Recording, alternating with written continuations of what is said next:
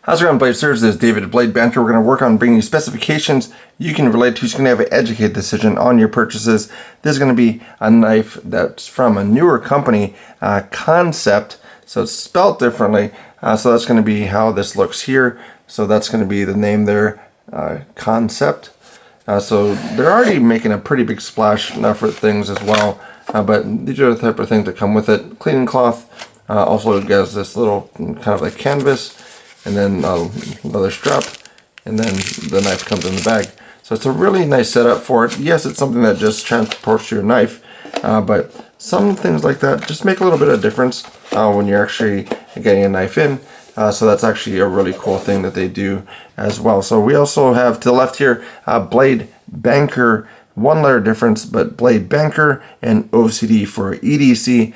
So check out their channels as well. They have a really good grouping of knives, products, and then they have a lot of experience with their own collection. So check out their channels if you like them. Subscribe to those folks as well. But this is going to be talking about this knife here. This is the Kryo. So that's going to be how it's going to look in your pocket. And then this is a Kim Ning design. So he was with Kizer, and now he has Kansept. So that's going to be the knife company there. So this is going to be how it looks here. So that's going to be here. So we'll move that away so we don't cut those things. So this is going to be the knife. So a pretty good size knife as well. So this is going to be about 4.3 ounces. So for folks with the channel as well. And how many things is that? So that's going to be 21 quarters and 1 penny.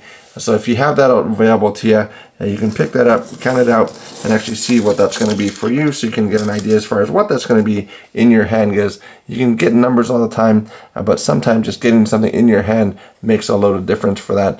So that's going to be why I'm providing some of those things there. So current pricing about $199 for this, and then MSRP is about $286. So now that's where you're not going to be paying the $286, but $199 is about what it's going for. Lyman pull gauge. This one's a little bit higher from the previous test that I did with it. So we'll see what it comes out to be now. So it was nearing 4 pounds of pull as far as the actual deployment method for it. So it's going to be that flipper tab. And I'm not putting any pressure onto that lock bar at all. And we'll see where it breaks. So 4 pound 6. So I got like a 4 pound 2, 4 pound 6.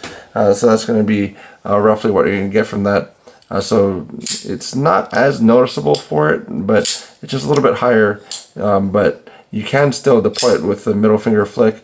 It just a little bit more pressure, so it takes a little bit of the fidget factor out of it as well.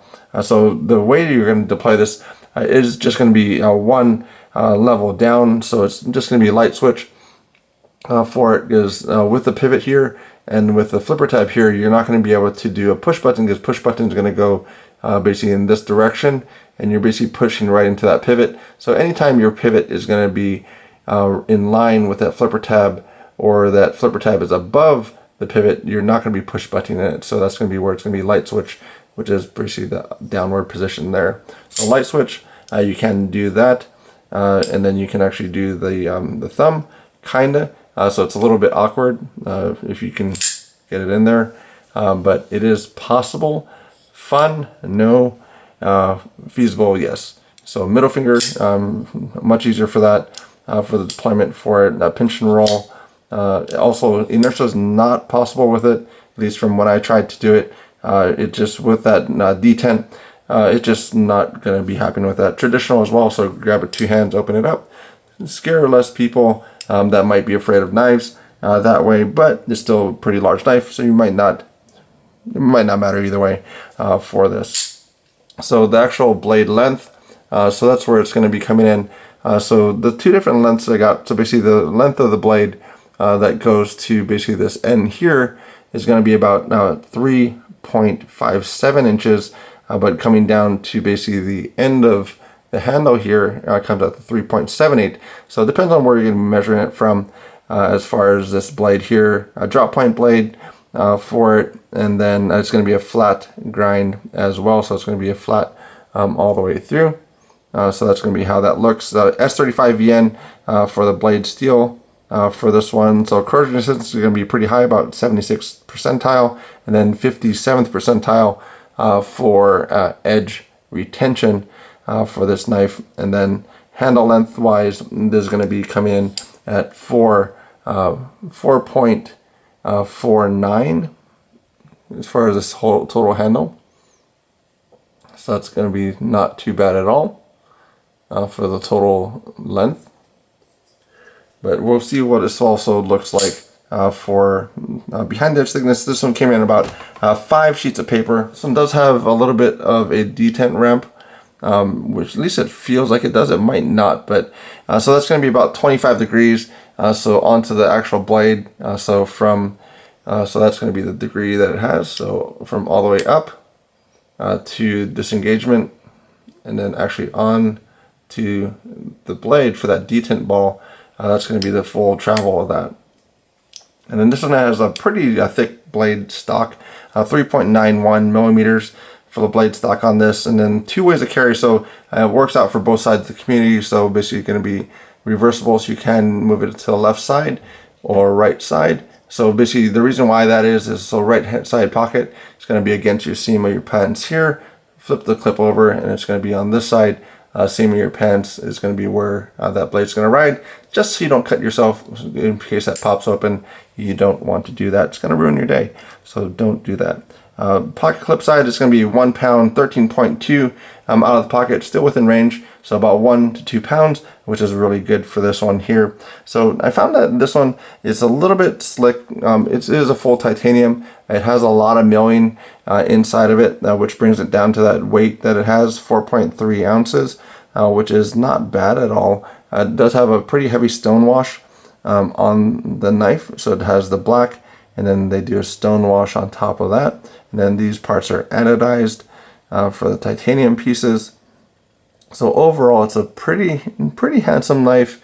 It just, some of the things on it, it just feels like it misses some of the refinement. So it kind of clicks a little bit of boxes, but as far as the refinement of it, I don't know if it's really there for me on this one. But we can kind of look at as far as the sizing wise. So just according to the bug out, as far as that goes, and then also to the rat 2 as far as the sizing for that. I gotta clean that blade too, but those are going to be kind of the sizing for those. And so as far as this one, as far as bi-bar or void, I'll recommend it's more of a baro. The reason for that is when I was carrying it around, so the carry is fine and everything else, but when I was going to use it, just to do the cut on it, so basically I was doing like tape cuts, box cuts, so the angle which I was actually doing things, so let's see, getting basically into a box, basically making that contact, and then to actually get to the tip of the knife, so it's taking it from this angle and then bring it all the way up here to get to that tip. And then that's something that I didn't really like, at least for the use that I had for it. So you might have a totally different use and you're like, well, that doesn't matter at all to me. So, well, then it doesn't matter. Those are kind of the reasons why I kind of went with more of a bar on this one. I'm going to check out the Warrior as well, and then to see what that one looks like, because that one looks like it's really nicely done with the inserts and everything else. But Kansept is doing a very good job in getting marketing done and actually getting their products into customers' hands. So they are trying to work to be that next player in the market. So check them out. But that's about all I have to say about that one today.